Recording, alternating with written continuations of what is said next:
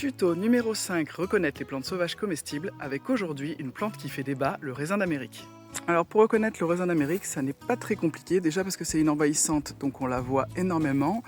Ici, donc vous voyez, on a des grandes feuilles d'un vert franc, on a des tiges qui elles sont, je dirais, fuchsia. On les voit ici, là, elle est bien rouge, un peu comme la rhubarbe. On va avoir du coup des fleurs en grappe. Donc là, vous voyez, là c'est au stade fleur. Là, hop, c'est au stade quand les fruits sont verts.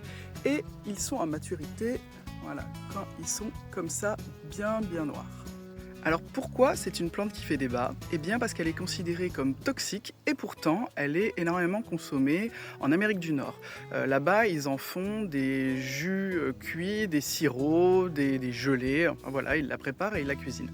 Il faut savoir qu'en France elle a également été consommée, hein. On utilisait le jus, mais le jus cru pour teinter les vins rouges, en l'occurrence au 19e siècle.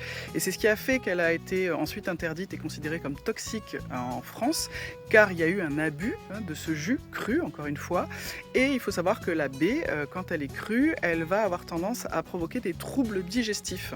Elle a plusieurs toxines qui sont présentes en dose relativement importante et il n'y a que la cuisson pour les faire réduire. Alors le truc c'est qu'on n'élimine pas complètement, ou en tout cas c'est difficile de savoir comment les éliminer complètement et si on les a éliminés complètement, et c'est pour ça qu'en France on va considérer qu'elle est toxique, point barre.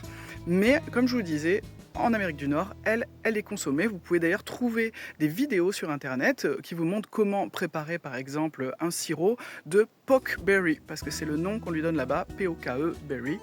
Donc vous voyez, tout est relatif, comme on dit, c'est la dose qui fait le poison. Il faut savoir qu'elle a les mêmes toxines que celles qu'on peut retrouver par exemple dans la pomme de terre, qui d'ailleurs crue est toxique, ou par exemple on a aussi des toxines qui sont les mêmes que celles qu'on a dans la rhubarbe, ou encore les haricots rouges qui pareil ne sont pas consommables crus.